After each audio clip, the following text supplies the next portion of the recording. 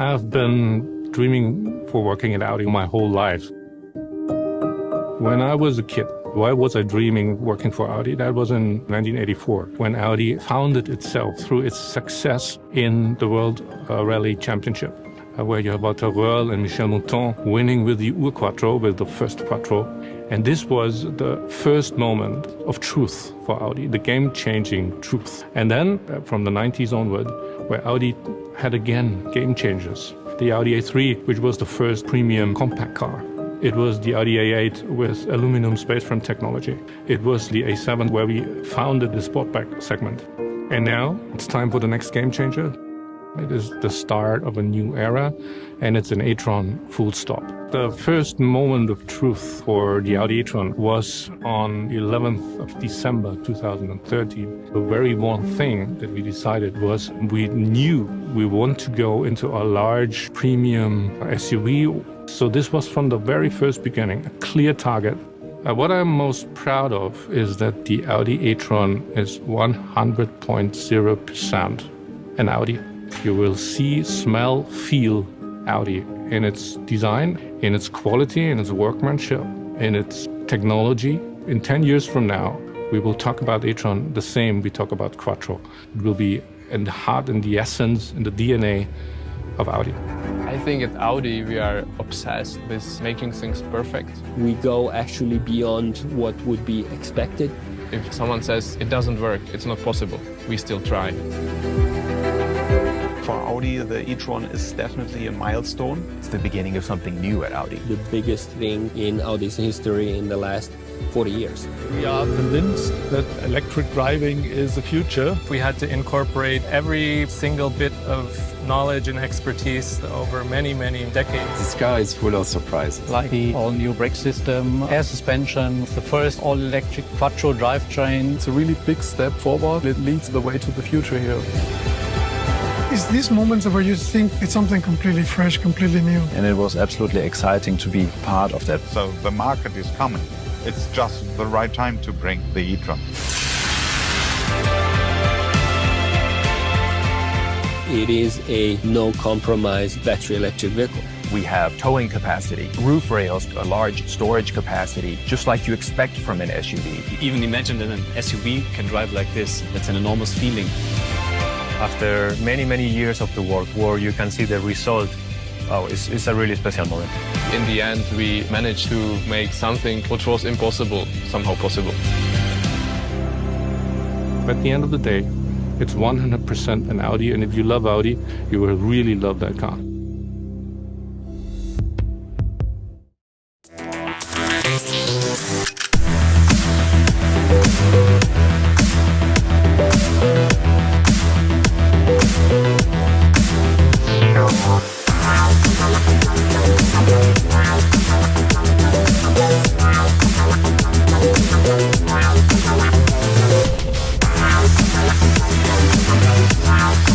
Tecnologia, sobre inovação, transformação digital. E abraçar o futuro com soluções inovadoras. Um momento para pensar sobre o futuro. Perspectivas para o ano e entender um pouquinho como é que o empresário de compras está vendo, quais são as dúvidas. Um evento em que você tem contato com novas ideias e ao mesmo tempo com pessoas que querem promover a mudança que a gente já está vivendo nos dias de hoje, principalmente na área de procurement.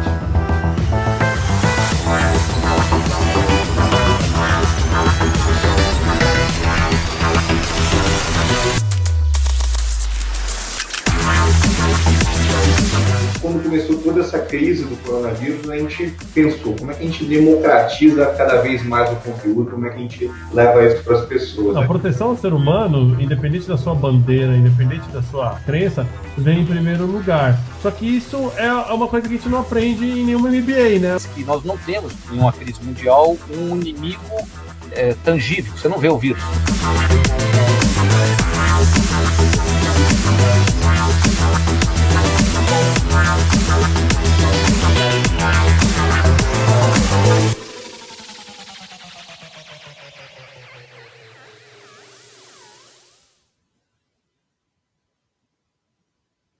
Olá, pessoal do LinkedIn. Sejam todos bem-vindos a mais uma live nessa Quinta-feira, 11h30 da manhã, um diazinho frio em todo o Brasil, pelo menos na parte sudeste aqui do Brasil. Tenho o prazer de estar recebendo hoje aqui para mais uma live exclusiva o querido Rafael Cortez. Rafael, seja bem-vindo à nossa live no LinkedIn hoje.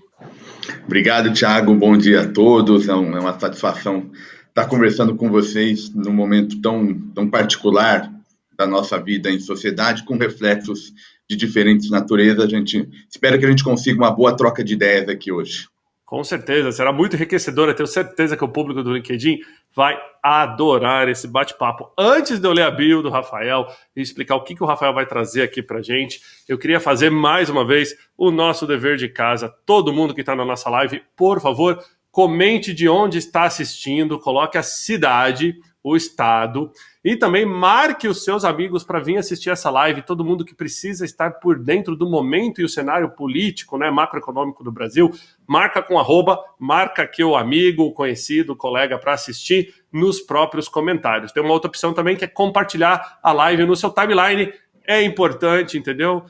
Para a gente atingir mais pessoas. E hoje a gente está estreando aqui algo diferente nessa live. Eu queria pedir que vocês também comentassem ao longo de toda a live o seu ponto de vista, né? Então, alguma ponderação que o Rafael fez, que vocês concordam ou não concordam, eu queria que vocês colocassem o seu ponto de vista e mandassem perguntas aqui também. Lembra que toda pergunta que vocês mandarem, coloca um @, coloca o meu nome, porque como a gente tem muitos comentários durante a live, para eu poder acompanhar todos aqui. Então, antes de eu apresentar o Rafael para vocês, deixa eu agradecer os apoiadores da live de hoje. Então, a querida Tendências Consultoria Integrada, a qual o Rafael representa hoje aqui, ajudou a divulgar e está hoje trazendo aqui o seu melhor talento, cérebro, a massa cinzenta do Rafael para estar explicando para a gente boa parte do que a gente está querendo saber sobre o cenário econômico. O pessoal da Regos Spaces, né, todos os colaboradores e clientes que estão assistindo mais essa live aqui de sucesso, a todo o Procurement Club e a Level Group, lembrando que essa é uma parceria entre a Level Procurement Club e todas as lives de quinta-feira são divulgadas nesse que é o maior clube, né, de profissionais de Procurement, Sourcing e Supply Chain do Brasil, e a gente levanta uma bandeira muito legal sobre ética em compras, né, o Fair Trade, e que no finalzinho eu vou falar um pouquinho para vocês. E hoje também a gente teve o oferecimento da Audi do Brasil, mandou um comercial lindo do e-tron que eu passei no comecinho para vocês, ao pessoal da Interclub, Rodrigão, um abraço, e da Meetings, Camila também, um abraço. Então bastante gente divulgando hoje aí, Rafael. Deixa eu voltar aqui, deixa eu ler um pouquinho para vocês. O Rafael, além de ser São Paulino, né, torcedor do Tricolor, ele há 11 anos, ele está na Tendências Consultoria Integrada, né, ele que tem doutorado em Ciência Política pela USP, ele é um cientista político, ele é professor universitário, né, além de tudo isso que ele faz, e provavelmente uma das pessoas mais demandadas no momento, né, Rafael, porque num cenário desse de pandemia, de crise, muitas empresas devem estar querendo entender para onde vão, né, como chegam lá, o que vai mudar, o que não vai mudar, né, muitas notícias ao longo do dia. Então o Rafael vai trazer esse conhecimento todo para a gente aqui. O Rafael tem um material bacana que ele vai querer apresentar para vocês. Eu vou pedir, Rafael, para você compartilhar a sua tela, para eu já jogar aqui para o pessoal poder ver, e aí a gente já passa para você, dar uma apresentada, né, falar um pouquinho de você e já começar com o seu material. Legal, Thiago, já tô compartilhando, você me... Sim, já... O pessoal já está... Peraí que eu já vou colocar para eles verem aqui. Legal. Pode ir lá, já estão vendo. Pode começar, Rafael. Bom, gente, enfim, a ideia, acho que inicial, eu vou passar um pouco a maneira como a gente está vendo o mundo atual, claro que sobre a ótica política, com desdobramentos para a economia, enfim, para ajudar a gente a pensar como navegar em águas tão turbulentas. A ideia, eu vou fazer rapidamente uma fala inicial, mas, enfim, o quanto dinâmico possível. Se vocês já tiverem perguntas, comentários, passem aí, o Thiago já me acione e a gente vai dialogando desde já. Então, não tem... A lógica é fazer bastante dinamismo, tá? Então, fiquem bem à vontade. Eu vou começar a contar um pouco essa história atual, né, a partir do problema político, problema de um risco de interrupção do mandato, porque, da minha leitura, é isso que vai afetar a tomada de decisão dos agentes públicos em meio à crise decorrente da pandemia. Então, é um fenômeno global, a crise da pandemia, mas que ganha contornos locais. A particularidade brasileira é justamente essa chance de interrupção de mandato. É justamente a ocorrência dessa crise com possibilidade de mudança de transição de governo a partir de inquéritos presentes de ordem judicial. É isso que torna o Brasil distinto. Então, você tem o caso americano, que tem lá ano de eleição, também é politizado. Então, não é nenhum algo particular do Brasil ter dilemas políticos no momento em que a gente está atravessando todo esse processo. O que é particular é a chance de interrupção do mandato. Lá na Tendências, a gente atribui 40% de chance de interrupção do mandato, o que é bastante elevada, né, comparado aí com outras análises, a gente enxerga um número alto. E por que isso é importante? Porque é um risco tal que vai afetar toda a decisão que os tomadores vão fazer. A gente está vendo um problema sério nesse cenário, que é a falta de coordenação entre os entes, ou seja, Executivo Federal de um lado, governadores de outro, judicialização do cenário. Então, nesse sentido, fica muito difícil, né, a gente criar um plano de saída, um plano coerente, com duração no longo prazo, para enfrentar todo esse processo. Então, é uma longa cadeia causal. Começa na política, essa instabilidade vai dificultando a gente normalizar o cenário, essa dificuldade vai afetando a economia, o resultado desse choque para 2020 condiciona a maneira como a gente vai sair disso tudo. O que fica depois de passado toda essa turbulência. Tá? Então, esse é um ponto bem relevante para a gente conversar, e vocês estão acompanhando diuturnamente, né, notícias, especulações, depoimentos, vazados, enfim, todo um barulho aí que estão afetando o dia a dia de vocês. Então, é um ambiente muito turbulento. Quem toma a decisão tem que olhar o seu próprio negócio, mas também olhar esse ambiente. O que a gente espera, o que as pesquisas têm mostrado, né? Já uma perda de popularidade presidencial. O ponto importante aqui, como vocês veem no gráfico à esquerda, né, o ótimo e bom está em torno de 27%, lá pela pesquisa da XP, e aqui é um dado interessante, né, porque é uma rejeição que aumenta muito, mas é uma rejeição que não é tanto às custas de quem apoia o governo, ou seja, ainda tem um patamar de popularidade razoavelmente elevado nesse momento. O que está acontecendo é um quadro de polarização, né, quando a gente pega essa diferença aqui, que era muito maior. O início do mandato, notem a curva azul muito mais forte, na crise, né, uma tendência aí, na verdade já vem de um bom tempo, mas se acentua agora. Então, é um cenário que é o suficientemente barulhento para afetar a tomada de decisão, mas com ainda alguma estabilidade em termos de popularidade, a despeito de todo esse cenário mais crítico que a gente está enfrentando. Até onde a gente acha que pode ir essa queda de popularidade, né? A gente tentei responder essa pergunta de uma maneira indireta. Contrapus algumas pesquisas depois da saída do ex-ministro Sérgio Moro do governo, para a gente tentar medir aquele eleitorado mais fiel, que eu julgo que possa ser o piso para essa queda da popularidade. Tem dois gráficos aqui, um perguntando quem fala a verdade, Moro ou Bolsonaro, e o outro, o efeito da saída do Moro em termos de combate à corrupção. O que eu quero destacar aqui?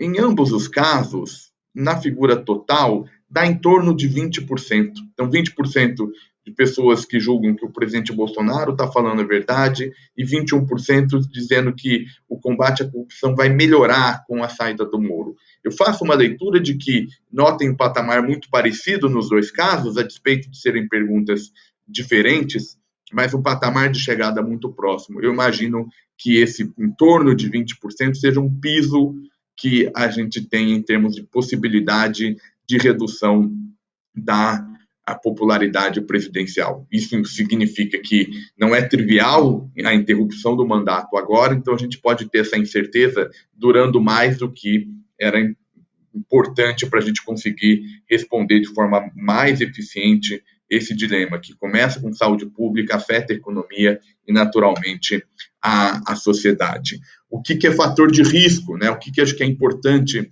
para a gente olhar com cuidado, para entender a duração desse processo e para entender os condicionantes de política econômica lá na frente. Aqui é um gráfico que mede a média, né, que retrata a média de óbitos decorrente da Covid-19 por milhão de pessoas. É uma média móvel para a gente tentar minimizar um pouco volatilidades diárias e efeitos sazonais. Eu destaquei alguns países aqui, né, para a gente conseguir contrastar com a curva brasileira, países que já estavam enfrentando, né, enfrentaram no começo desse processo um pico muito elevado, né, Itália, Espanha, França, os Estados Unidos, né, notem aqui que no início, né, desse processo, né, aqui são dias contados a partir do número de mortes confirmadas, e a gente vê que o mundo já começa com declínio dessas curvas, claro que num patamar muito elevado ainda, e o caso brasileiro com uma outra tendência, né? A gente perdeu uma certa janela de ter uma lição de aprendizado, né? Porque chegou aqui com maior intensidade depois, e essa curva claramente é uma fonte de risco, e ela ajuda a entender parte desse problema político. Então, uma forma que o presidente resolveu responder a esse cenário foi, de alguma maneira, socializar essas perdas. Então, são críticas constantes aos governadores, que, por sua vez, são eles que têm o poder de definir as políticas de contraposição à Covid-19, no tocante a isolamento social. Então, a gente vem diuturnamente o Executivo Federal puxando de um lado, governadores sinalizando caminhar para o outro lado. O próprio Supremo já definiu essa autoridade dos entes subnacionais, então dificilmente nós vamos criar um programa mais coerente. Como a política ainda não entrou de forma eficiente, né, a gente está discutindo conflito, crise, ruptura, só esses termos que não sinalizam construção mais coerente, essa é uma fonte de risco importante.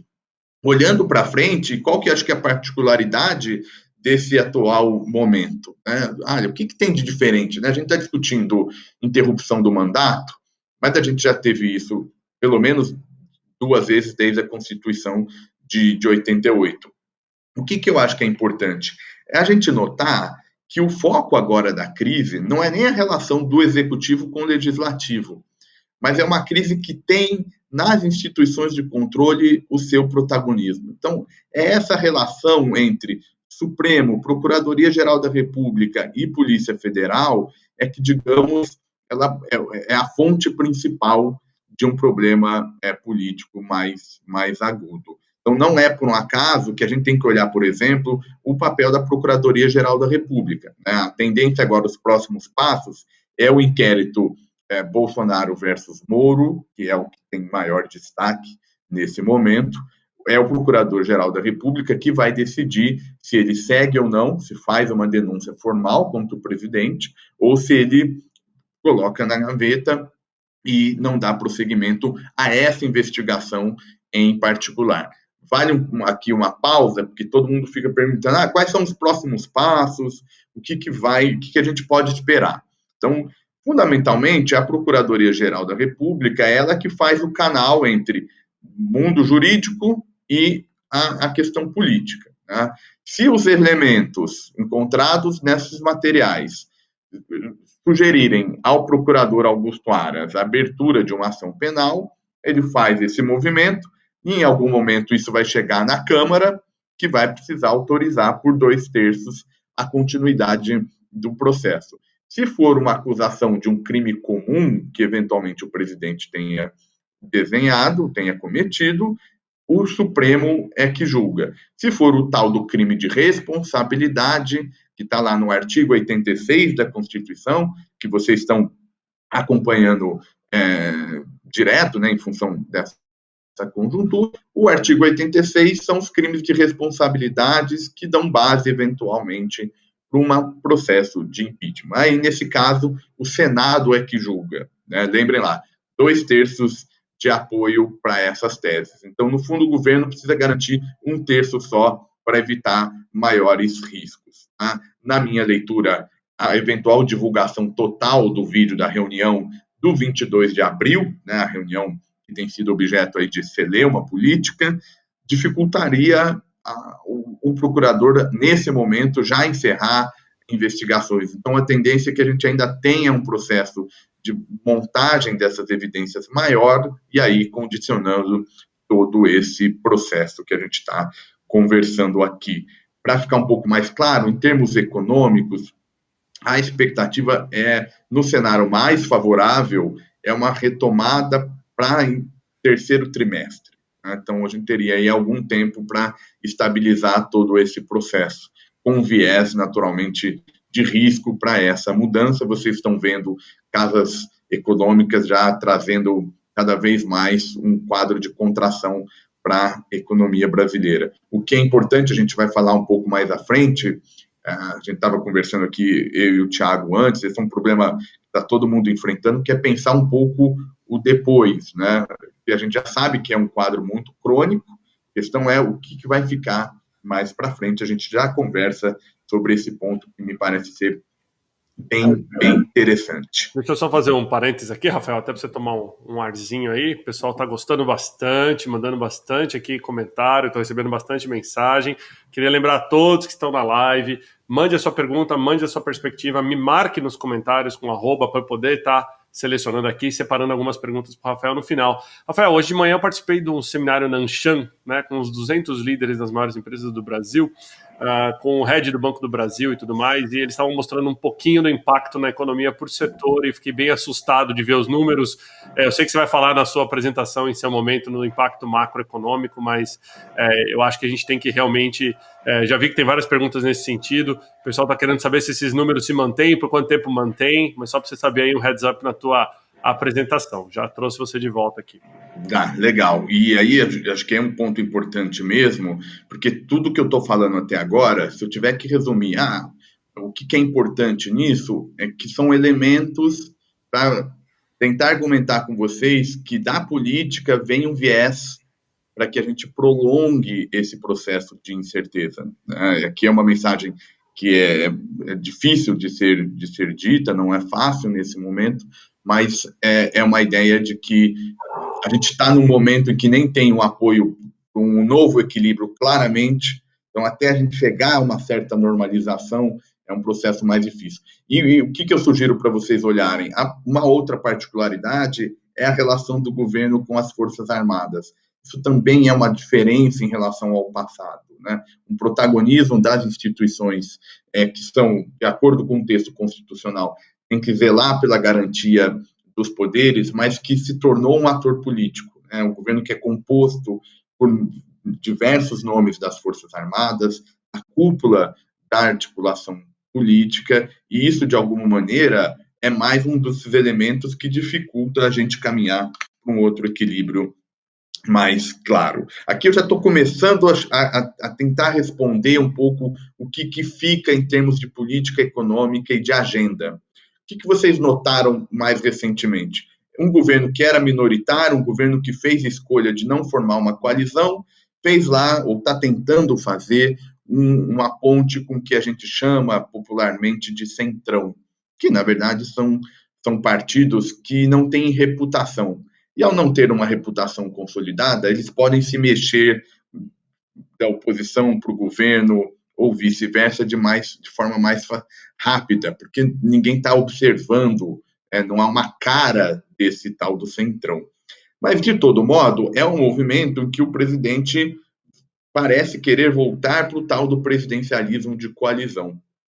Quando a gente tinha um governo minoritário, a agenda não era do executivo, não tinha coordenação. Isso resultou em algumas derrotas legislativas de algumas medidas provisórias. O próprio presidente reclamou dessas derrotas, que o Congresso não julgava essas medidas. E ele está caminhando para o tal do presidencialismo de coalizão. A gente ainda tem muito a aprender nesse cenário, mas não há dúvida que é uma outra relação. Até porque o risco de proteção do mandato era alto, ele necessitou de fazer esse movimento para minimizar o resultado dessa tensão. E aí a pergunta que fica, é uma coalizão que vai ajudar ou vai atrapalhar a economia? Como é que a gente pensa esse movimento político para a luz da agenda econômica. Me parece que o canal para esse movimento é pensarmos a questão fiscal. É ela que vai determinar um pouco o preço dos ativos brasileiros. Eu já mostro alguns gráficos para vocês entenderem que, de fato, tem um problema local que vale a pena a gente olhar.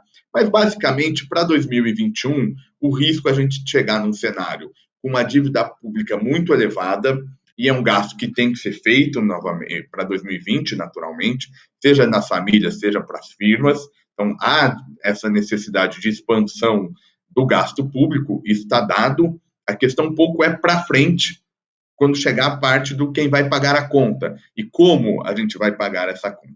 Para 2021, a gente tem emenda do teto, a regra de ouro, que é aquela regra que permite endividar só para fazer gasto com investimento, não pode fazer dívida para despesa corrente, e meta de primário definida pela Lei de Responsabilidade Fiscal. Ora, no Congresso já tem um projeto dizendo que a meta de primário vai ser flexível.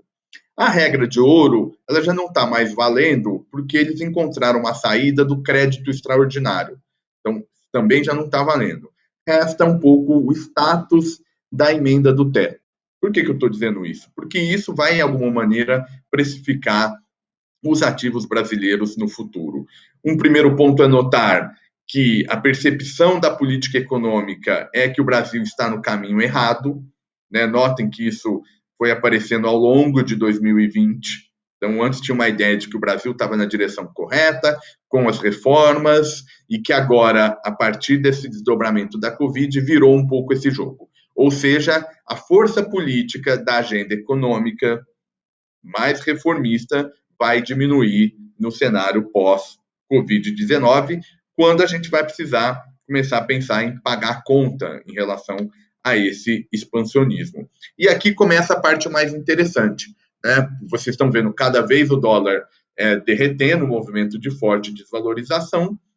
Basicamente, o Brasil vem acompanhando, esse é um movimento que vem acompanhando os movimentos do mundo. Então, em verde, a relação dólar-real, e em cinza é a curva do dólar index, ou seja, o dólar contra as demais moedas do mundo. Notem que elas curvas andam junto, mas aqui na ponta tem uma esticada maior do caso brasileiro, ou seja, tem alguma coisa doméstica que está fazendo um ruído maior, desvalorizando uma parte relevante desses ativos. Se a gente olhar, pegando a variação cambial durante o período da Covid-19, e aí a gente fez uma divisão lá na tendências entre dois períodos, Então, essa primeira fase que vai até mais ou menos, foi até 17 de abril, o Brasil, naturalmente, das pontas aqui em termos de desvalorização, que são várias moedas, notem como nós sempre estamos aqui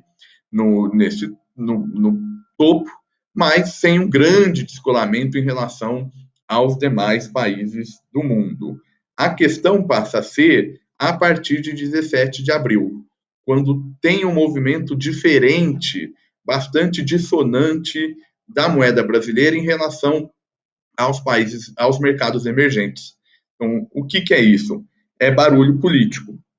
É resultado da tensão política de uma série de movimentos e, claro, como isso tem um efeito para a atividade, já é muito deflacionário, o Banco Central muito mais agressivo no corte da Selic, o que também ajuda esse processo de depreciação. Isso, na prática, gente, isso é efeito doméstico.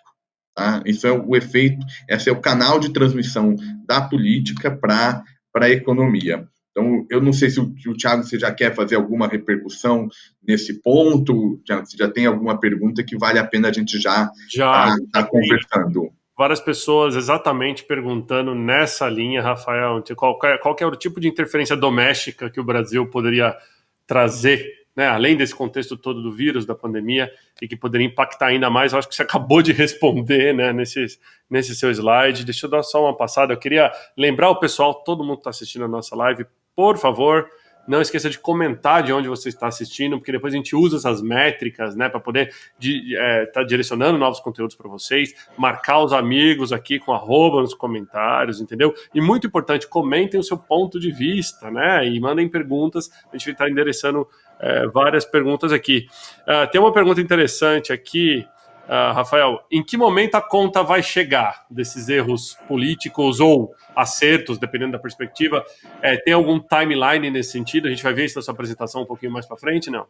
A gente vai ver, né? No fundo, assim, tem, claro que a origem dessa resposta, uma parte dela tem muito a ver com a questão da pandemia, né? No limite, normalização mesmo, é só com a questão do desenvolvimento de uma vacina para que a gente reduza certamente a incerteza. Eu vou me permitir, para responder com mais detalhes essa pergunta, eu vou avançar aqui um pouco na apresentação, depois eu volto a algumas provocações, se a gente tiver tempo, mas aqui o que é uma figura que eu peguei de um paper que está tentando, né, analisar os efeitos econômicos aí das decisões para combater a Covid-19. Aqui é a comparação entre a Dinamarca e a Suécia, um gasto médio diário, tá? Por que Dinamarca e Suécia? Porque elas contrastam um país em que conseguiu, né, e que teve uma medida de restrição à circulação, alguma espécie de um shutdown, no caso dinamarquês, e a Suécia é um dos exemplos que preferiram uma política menos ambiciosa em termos de restrição, né? Uma visão um pouco mais liberalizante desse processo. Na curva em vermelho, gente, é o movimento de gasto em 2020, desse gasto diário médio, tá? Em cinza é o mesmo dado para 2019, tem a marca aqui empontilhada na data do shutdown dinamarquês. Qual que é o ponto? A mensagem aqui é super simples, tá? O movimento que a gente precisa entender é que notem aqui na ponta da curva vermelha, ou seja, gasto em 2020, média de gasto diário, tá? Ele vai parar aqui na casa de em torno quase dos 50 pontos, isso é 50 ponto base, né? E é realmente o mesmo nível, um nível muito próximo que a Suécia também apresentou. Ou seja, o gasto médio na Suécia, país com medidas mais liberalizantes, não se distinguiu muito do gasto na Dinamarca, que adotou medidas mais restritivas. Por que eu estou conversando com esse ponto? Porque não é propriamente uma normalização formal das regras, né? A Covid-19 e todos os desdobramentos têm uma influência que é social no limite, né? As pessoas vão ficar por um longo período com um grau de aversão ao risco muito alto. Então, notem, a normalização ela é um processo de mais longo prazo. No caso brasileiro, né, o que acho que é um fator relevante? É minimizar um pouco toda essa instabilidade para que a gente consiga ter para 2021 algum apoio mais rápido, né? Então, como é que a gente vai pagar a conta? A conta vai começar a ser paga quando já tiver algum grau de normalização desse processo, em termos de taxa de contágio, seja em nível internacional, seja aqui domesticamente, e de alguma maneira ele vai estar quanto que nós vamos pagar a conta. No fundo, a gente tem expectativas aí de que essa dívida pública pode aumentar, chegar a casa de 90% do PIB, algumas pessoas já falando em 100% do PIB. Isso vai começar uma forma, bom, como é que nós vamos pagar isso? Nós vamos fazer corte de gastos ou vamos aumentar a carga tributária? Quem é que vai definir isso? A política. Se a política não estiver organizada, as respostas vão ser mais difíceis de atacar o problema da retomada. Então, a gente está pensando um pouco mais em 2021, mas isso depende muito de como nós vamos enfrentar essa travessia, que é garantir que firmas e famílias tenham menos, né, ser o menos possível afetada para que a reconstrução seja minimamente organizada. Daí um pouco essa ponte. Tem mais alguma pergunta aí já no gatilho, Thiago, que você queira trazer para a gente fazer a discussão? Temos, deixa eu só trazer aqui para o pessoal.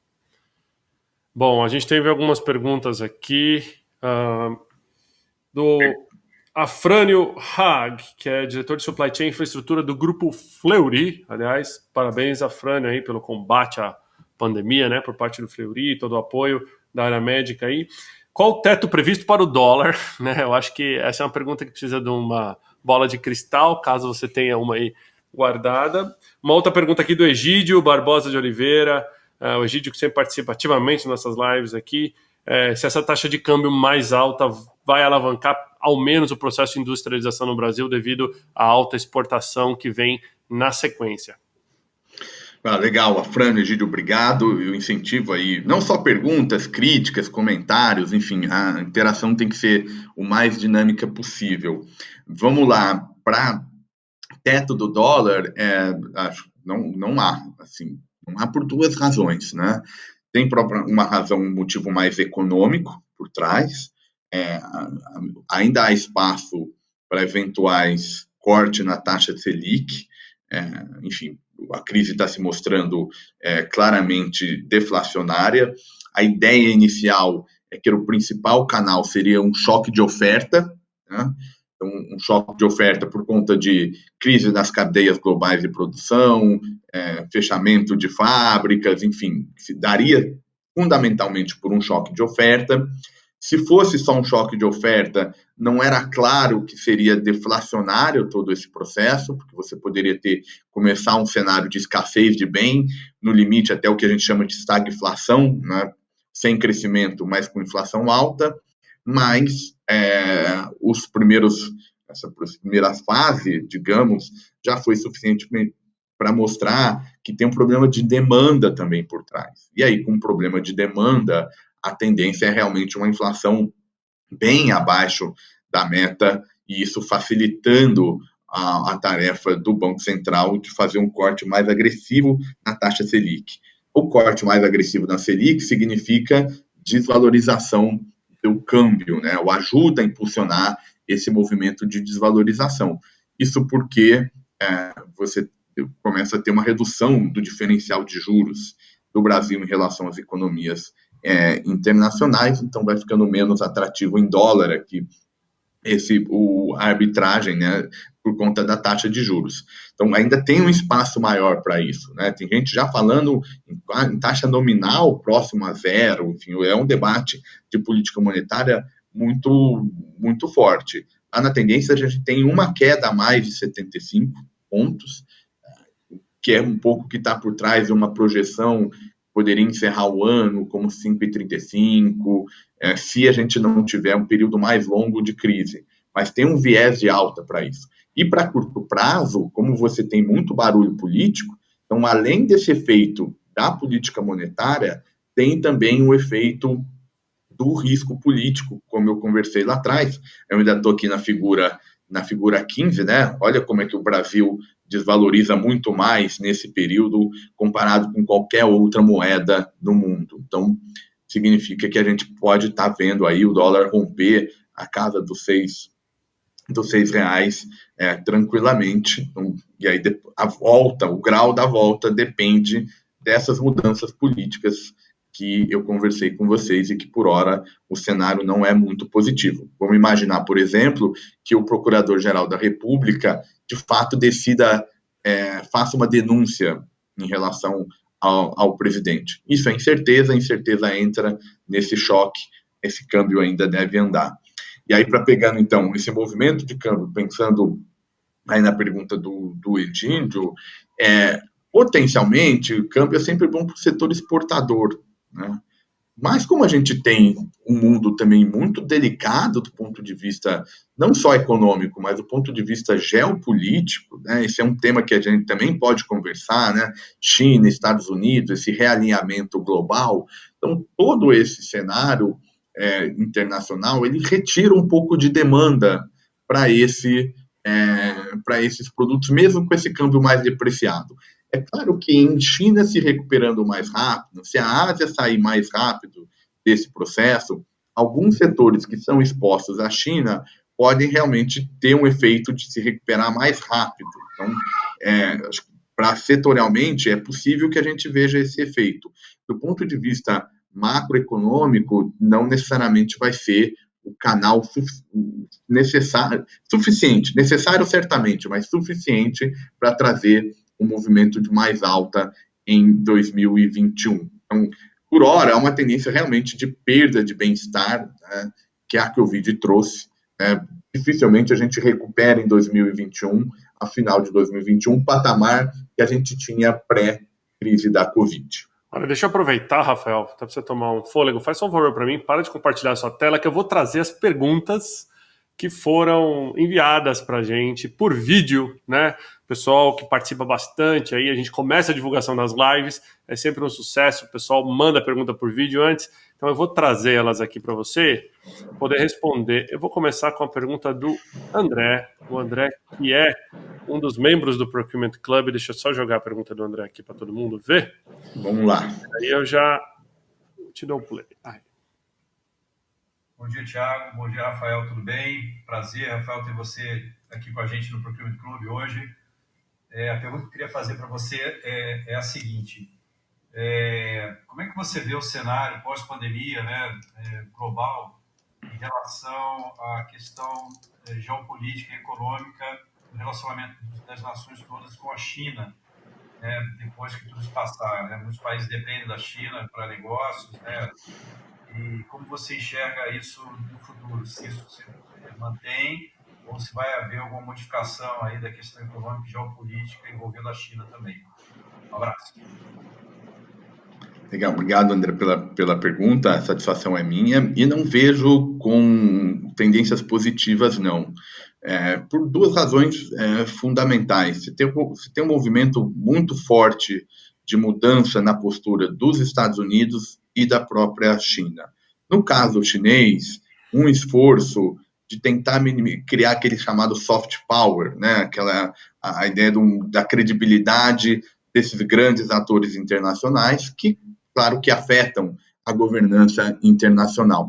Vocês acompanharam aqui domesticamente um exemplo claro dessa busca por esse soft power, né? A gente viu o embaixador chinês no Brasil responder mensagens em redes sociais de nomes do governo, está virando uma troca pública, né, desse movimento. Então, a China não está mais respondendo calada a determinadas acusações. Essa disputa entre a origem do vírus, se foi fabricado, se não foi, que ganhou muito terreno porque o Trump nos Estados Unidos está disputando a eleição e, naturalmente, se contrapor à China é positivo, né? As pesquisas de opinião pública nos Estados Unidos estão mostrando um aumento de rejeição à China elevada, não só entre os republicanos, isso é um fenômeno também entre democratas. Então, se a gente junta essa China querendo se reposicionar na ordem internacional e esses movimentos, sobretudo nos Estados Unidos, né, no eventual eleição do presidente Trump, a China, isso vai afetando a questão da governança internacional. Então, vai ser também desafiador nesse sentido. Notem que era um problema que a gente já estava discutindo antes da Covid-19. Rafael, me dá só um minutinho, a gente tem um pequeno coisa aqui só para... Não, cortou bem nessa hora, acontece de vez em quando. Pessoal do LinkedIn, estamos de volta. Pode ser que vocês tiveram um pequeno corte aí, mas o que acontece é que no próprio LinkedIn houve uma mensagem de erro aqui. Eu recebi essa mensagem de erro e reabri a live. Então pode ser que vocês tenham que reconectar na live, né? Então o pessoal que está chegando agora é a continuação da live que nós estávamos com o Rafael. O Rafael estava dando uma aula aqui sobre o momento atual e a gente estava respondendo a uma pergunta. Então, Rafael, a gente pode retomar já a partir daqui. Eu só vou pedir para o pessoal, se caso vocês não estejam ainda conectados, lembra de comentar aqui, né, de onde são e tudo mais. Mas eu acredito que a conexão continuou normal. Pode ir aí, Rafael.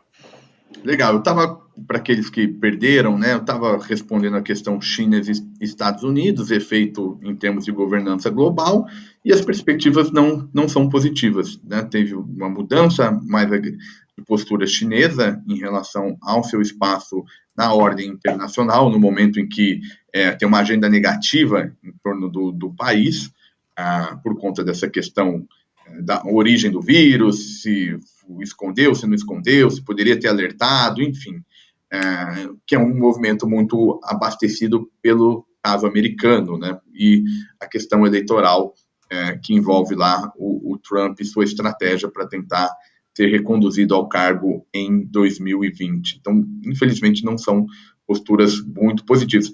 Tanto é que um dos riscos que está todo mundo aí meio receoso com a divulgação da reunião do 22 de abril tem também um pouco a ver com essa questão de quem que é o responsável pela Covid-19.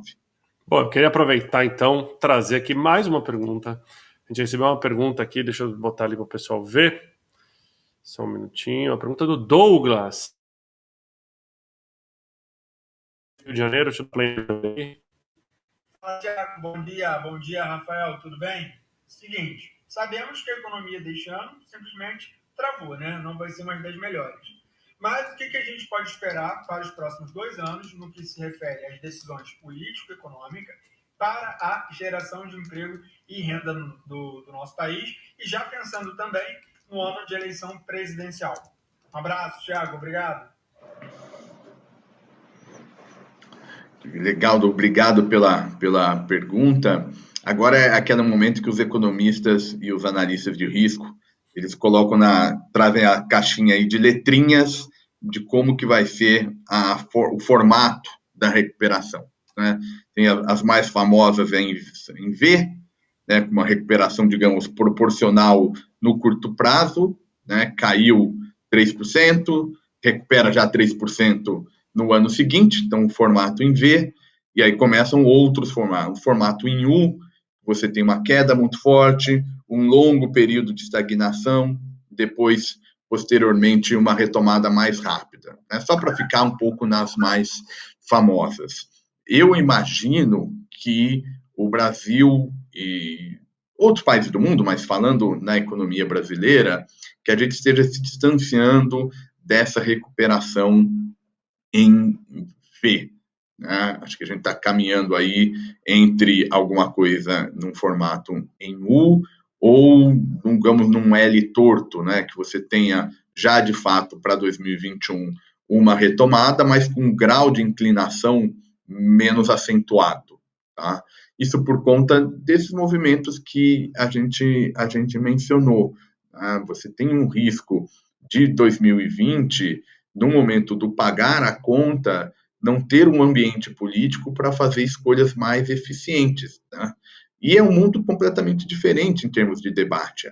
Até a Covid-19, a gente discutia reforma muito com aquela cabeça, digamos, olha, o governo da esquerda não deu certo, né? O governo Dilma gerou muito barulho político e econômico, então a gente tem que romper com esse passado. Só que, de repente, vem uma crise desse tamanho e traz novos elementos.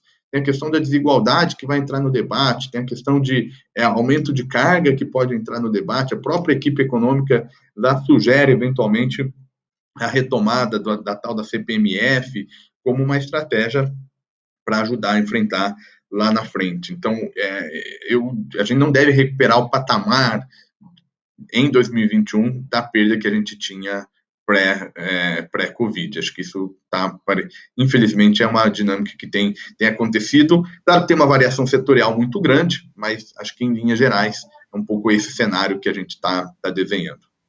Muito bom, ótimo, uma ótima explicação, resposta completíssima. Obrigado, Douglas, obrigado, André, pelo envio das perguntas. Lembrando a todos, vocês sempre podem participar das nossas lives, mandando as suas perguntas antecipadamente por vídeo, manda por WhatsApp, manda por mensagem, manda por e-mail, por sinal de fumaça eletrônico, não interessa a mídia, a gente recebe. Com certeza é uma ótima forma de participação. Rafael, a gente caminha aí para os 15 minutos finais. Eu queria que você apresentasse de novo, você que você tem alguns slides finais, para a gente ir esses últimos 10 minutos, antes da gente fazer uma conclusão final aqui.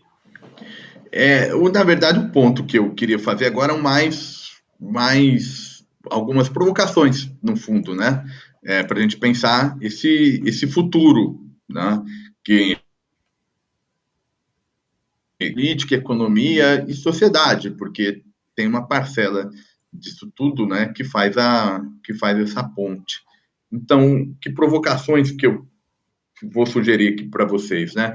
Agora, quando a gente olha para frente, tem um grau de incerteza muito grande, então eu acho sempre interessante a gente fazer especulações, as provocações, com base em questões mais estruturais, né? Digamos, no ponto de partida que nós vamos pensar esse mundo, né? Se a Covid-19 mudou negócio, mudou economia, mas mudou a partir de que princípio, né? De que ponto de partida? E aí algumas provocações, né? Aqui peguei índices de liberdade econômica e cruzei com índices de competitividade, né? Para a gente ver que tem uma relação super positiva entre esses dois elementos, né? Então, mais liberdade econômica está mais associado à competitividade, né? No caso aqui, a liberdade econômica da Fundação Heritage e o índice de competitividade do Banco Mundial, tá? E a gente vê essa curva positiva, ou seja, estava um pouco nessa direção. Só que é um ambiente que precisa da política, né? A liberalização precisa de política para como você vai construir isso, sobretudo ainda num cenário em que eventualmente a gente vai ter novas ondas de restrições à livre circulação por conta de efeito de pandemia. Uma outra forma de provocá-los é notar que, olha como é difícil romper com o passado, né? Aqui eu cruzei PIB per capita em 50 e o PIB per capita em 2016, para a gente ver um pouco quanto o passado vai determinando o nosso futuro, tá? E aqui tem, no quadrante abaixo do gráfico, se vocês notarem, tem uma série de países que não dá nem para ver um nome aqui, mas a ideia nem é identificar um por um, mas dizendo, olha, isso aqui é gente que não era pobre no passado e continua um país pobre aqui no futuro, né? Assim, mais recentemente. Então, é muito difícil sair desse cenário aqui. Quem consegue vir para cá são exceções, né? Então, aqui você tem mais pobre, começam a transitar para a renda mais média e vai levando esse ponto. Aqui em 50, a gente tem alguns casos europeus, por exemplo, Itália, Espanha, estão muito afetados aqui no pós-guerra, né? Por isso que o nível deles está até um pouco mais baixo. Mas, de todo modo, eu vejo como é que é difícil romper o passado, tá? Então, será que a Covid-19, a gente está conversando assim, vai ser um processo de ruptura, um divisor de água, assim, que a gente pode aprender com os erros e, a partir desse choque, construir políticas mais virtuosas para o desenvolvimento, né? Não é certamente uma tarefa fácil. A figura vai um pouco nessa direção. Olha que curioso também. Isso aqui é um índice de fragilidade do Estado e grau de competitividade. Notem que a curva aqui é negativa, né? Então, menos frágil significa maior competitividade. Aqui está a Alemanha, está a Holanda, Bélgica, Portugal, Japão, Coreia do Sul, Inglaterra, estão todos aqui nesse quadrante. Aqui, países em que o Estado é muito fraco. Então, a gente tem essa contraposição ainda entre Estado e economia, que não faz sentido empírico, né? Então, também garantir a preservação da democracia nesse quadro é essencial, tá? Então, essas são um pouco das provocações que eu queria conversar com vocês, e aí a gente amarra se tiver mais perguntas para a gente recuperar agora nessa fase de bate-papo. Qual que é a ideia? Nós vamos ter um desafio vindo da Covid, de recuperar a economia, e nós não vamos fazer isso sem minimizar as questões políticas, né? E, estruturalmente, isso já era um desafio, e a Covid-19, então, pode ser uma oportunidade, uma janela de oportunidade para repensar, ou, na verdade, vai apenas acentuar aquelas figuras pouco atraentes ali para quem é um país que está tentando se desenvolver. Muito bom, ótimo. Grandes pontos aí no final. Eu vou pedir, antes do Rafael falar um pouquinho aqui da Tendências e deixar os contatos lá da Tendência, eu queria lembrar a todos que estão na nossa live, todo mundo que está conectado, de comentar o seu ponto de vista de tudo aqui que o Rafael falou. A gente queria ouvir. Queria lembrar para vocês que a live do LinkedIn, diferentemente de outra plataforma, ela não morre quando a live acaba. Ao contrário, a discussão continua ativa. Tanto eu quanto o Rafael, a Marina também, que nos apoia aqui, vamos estar entrando nos comentários e depois estar interagindo com as pessoas. Então, se tiverem perguntas, não se preocupem, mesmo que a gente esteja aí quase que na reta final da live, a gente ainda consegue estar respondendo depois aqui no offline, né? Então é bem bacana essa funcionalidade do LinkedIn, muito importante saber como é que vocês olham para isso tudo.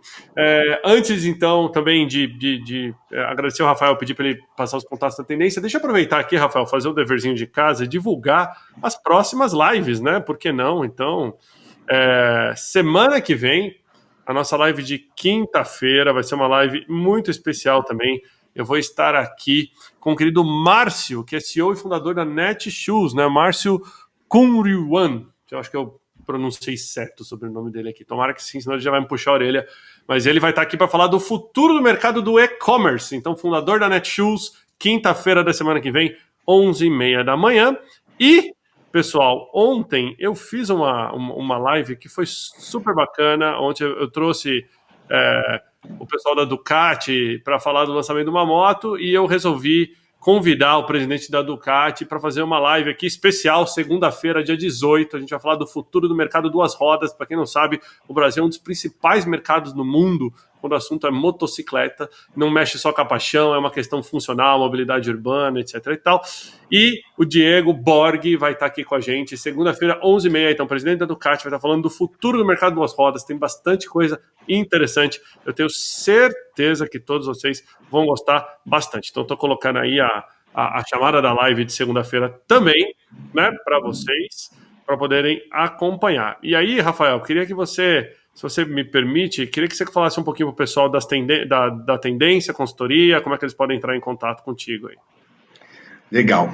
Obrigado aí pela atenção de todos. Bom, a tendência, acho que a principal tarefa dela nesse momento, né? A gente é uma consultoria de economia, de análise de risco, e a principal tarefa é dar subsídios aí para ajudá-los em tomada de decisões, né? Fazer essa ponte entre ambiente econômico, ambiente macro, ambiente setorial e questões que chegam na firma, por vários caminhos, né? Seja por o que a gente conversou aqui um pouco, que foi a análise de conjuntura, de risco, a gente tem também uma longa tradição em estudos e pareceres técnicos, né? Um resultado de toda essa questão política é quase sinônimo, né? Instabilidade política é quase sinônimo de insegurança jurídica. Então, a tendência também ajuda em pareceres, em contenciosos jurídicos que vão aparecer aí num cenário de ruptura, mudança de contrato, enfim, acho que a nossa relação com o Fair Trade vem muito em ajudá-los a fazer reestruturações e ajudá-los a precificar, né, num ambiente novo, está todo mundo aí tentando entender. Vocês têm lá meu e-mail no início da apresentação, rcortez@tendencias.com.br, tem a nossa página que vocês conseguem também nos acessar, nossas redes sociais, enfim, todos os canais aí possíveis abertos para a gente continuar esse diálogo, que foi bastante prazeroso aqui da minha parte. Muito bom, e eu queria pedir para o pessoal, teve várias perguntas que não deu tempo de eu responder, mas eu vou jogar uma aqui. Walter Freitas, que é diretor executivo aí da Level, responsável por inovação. Eu sei que está um pouco atrasada a pergunta, Walter, mas está aqui. O importante é que chegou. O Walter mandou bastante pergunta. Ele queria saber se você vê que o auxílio dos R$600 deve permanecer por mais tempo, se isso provavelmente vai ser algo que deve perpetuar durante um tempo e se transformar em uma nova Bolsa Família, uma coisa nesse sentido. E ele também queria saber se a previsão de PIB para esse ano, o que está mais perto, -5 ou -10? Walter, obrigado pelo. Tomara, primeiro, em algum momento a gente tem que largar um pouco o realismo de lado e fazer um pouquinho de torcida aí, né? Tomara que o -5, mas vamos lá. Eu acho que a tendência pelo menos ao longo de 2020, uma extensão do atual período, né, de ajuda para transferência básica, né? Já tem algum sinal aí de que as medidas de lockdown ou parecidas nessa direção vão se estender. Por exemplo, São Paulo estava discutindo para início de maio uma flexibilização, agora já até fez ao longo de maio e eventualmente abriu as portas para mais aguda ainda essas medidas. Então, isso na prática vai ter pressão para fazer esse movimento. Eu diria que a gente está... o -5, né, digamos, vai ficar daqui a pouco as projeções mais positivas, por incrível que pareça, né, um choque realmente muito forte, né? Os dados que estão saindo internacionalmente também vão todos nessa direção, que quando a gente acompanha o debate americano, eles estão bastante preocupados. O próprio Fed ontem fez um sinal nesse ponto, e aí por isso que o dólar também deu uma puxada grande ontem. Então, acho que a gente vai nessa direção, mas, novamente, eu acho que o mais importante é as bases para a retomada em termos de ambiente político serem minimamente organizadas para que a gente tome melhores decisões lá na frente. Muito bom, muito esclarecedor. Rafael, de coração, obrigado por estar hoje aqui na LinkedIn Live, né? Mais uma super transmissão ao vivo, né? Quem sabe faz ao vivo. O Rafael trouxe aí toda essa massa cinzenta pra gente, que tem conhecimento super bacana sobre aquilo que as pessoas têm medo, né? Tabu, falar, eu não falo de política, eu não falo disso, não falo daquilo, eu não quero polemizar. E a gente conseguiu trazer uma discussão de alto nível para cá. Rafael engrandeceu, com certeza, a quinta-feira de todos que nos acompanham. Queria mais uma vez agradecer todo mundo que ficou aí na live, mandou os comentários, lembrar vocês, quem está entrando agora na live, eu estou acompanhando que tem gente entrando ainda na live, isso é legal do LinkedIn, o LinkedIn deixa com que as pessoas entrem na live a qualquer momento e possam assistir de novo, comente de onde você está assistindo, né? Marque os amigos no comentário para poder chamar as pessoas aqui para assistir a nossa live também, e eu recebi bastante mensagem aqui pedindo para a gente passar de novo o vídeo que a gente passou na abertura, o pessoal gostou, muitas pessoas talvez não tiveram tempo de ver, então eu vou passar a mesma entrada, tá, pessoal, nesses últimos 5 minutos da live. Queria agradecer de coração mais uma vez o Rafael, pedir pro Rafael desconectar lá, que eu vou jogar o vídeo aqui. Rafael, obrigado, hein? Imagina, eu que agradeço e fico à disposição de vocês. Um abraço. Valeu. Tchau, tchau.